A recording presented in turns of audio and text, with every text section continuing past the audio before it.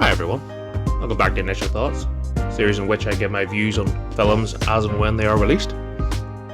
Today's film we're focusing on is Spiral, a film set in the Saw universe, and it's a second spin-off, is probably the best term to describe it, similar to Jigsaw that was released in 2017, which sees Chris Rock and Samuel Jackson facing off against a Jigsaw copycat killer in a father-son cop drama with saw traps. Is this film in a nutshell. And while the Jigsaw film that came out in 2017 was essentially Saw 8, or whatever number we're on with Saw films, this Spiral certainly feels like its own film. And it was with it being directed and written by Chris Rock. He went to Lionsgate and offered them the script, and they supposedly fell in love with it and decided to make the film. So it was a passion project for Chris Rock, and now with him as the main character and the lead, it's hard to knock Chris Rock as the comedian, or if you don't look at him like that, look at it as the zebra from Madagascar. It's hard to take him seriously, and there's a lot of jokes for, in quotation marks, a horror film. You know, it's quite funny at times, especially the dialogue between both Chris Rock and Samuel Jackson, but also the dialogue they have with other characters. So that it's kind of a hindrance in some ways, but it also makes it more of a watchable film. So, you know, if you're looking at it as a horror film, that takes it down a few notches, but if you're looking at it as an actual more of an enjoyable experience, that bumps it up. So, and that puts me on nicely to probably my biggest gripe with the film. It doesn't feel enough like a Saw film, and for a lot of people they would say, well, a lot of the Saw films are terrible, and I agree. When you're talking about good Saw films, you've got the first, the second, the third, and bar that, you know, Jigsaw in 2017 was fun, with a bit of a question mark, but the problem with Saw is so many of them are terrible. But when you go to a Saw film, the bread and butter is you see a lot of brutality, a lot of gore, and good traps. Now this film, Spiral, I think its problem, for me, this is a good film, well, probably, no, maybe not good, but decent film on its own. But once you attach it to the Saw name, you know, if this was just a police cop drama with a serial killer that was brutal, that's just called Spiral, nothing to do with Saw, doesn't have anything to do with Jigsaw or any tie-ins with the story of Saw, this film would be stronger. But because it ties into Saw, and it probably has the least brutality, the least, and that's not to say there isn't that in this, there certainly is a decent amount, but when you talk about the traps, are definitely the weakest, I thought. There wasn't any traps that... It was definitely the weakest. It's the weakest Saw film for what a Saw film is. You know, that gore, torture, porn style films. And I think that's probably my biggest letdown for this. However, the story, the cop drama side, and Chris Rock and Samuel Jackson and some of the other characters actually makes it one of the more watchable. So I'm a bit conflicted. As a film, it's definitely more watchable than over half of the Saw films.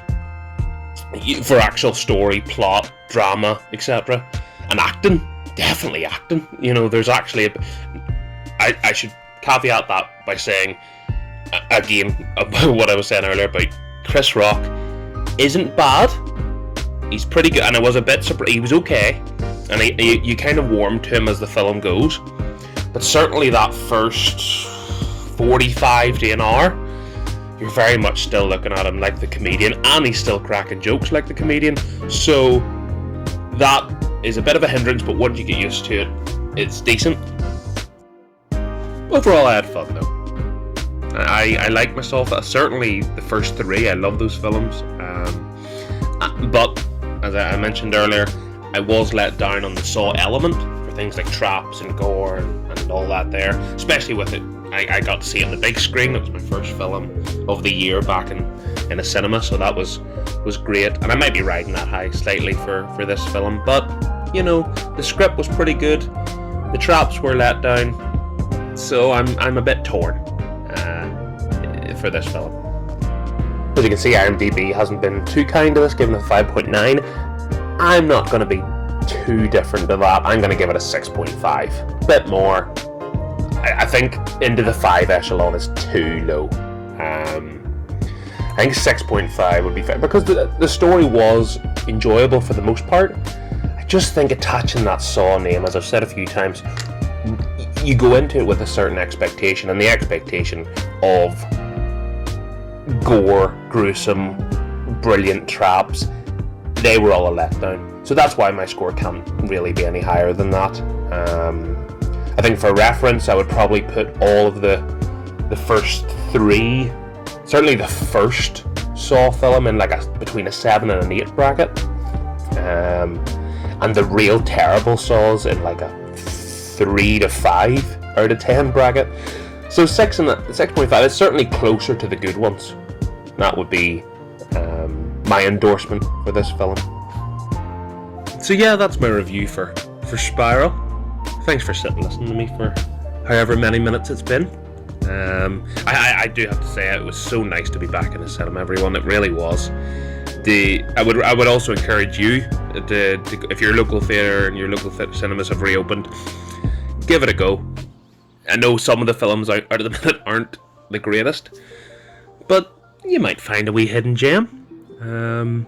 But yeah, for me, it certainly was. It was really, really nice to be back and having the cinema experience again. I didn't realise how much I missed it until last night. So yeah, I'm riding that high, certainly.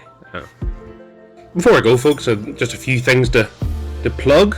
Certainly, please give a like and subscribe. Of course, as always, that would be unbelievably appreciated. Because now we're in the flow. We now have movies coming and the cinema's open. I'm going to be seeing A Quiet Place Part 2 next week, so that review will definitely be out at some point next week, so definitely stay tuned for that one. Also, I have the MrStranStran Twitter is now active. The link will be in the description there, or just on the channel. You'll find it. It's just at MrStranStran. That'll keep you up to date on what reviews are incoming, and some of my smaller, bite-sized reviews on Twitter that are 140 characters long, if that's even the length on Twitter anymore. So that's me. Thank you so much for watching. Thanks for taking the time out of your day to listen to me talk. And I will see you in the next one. Thanks, guys.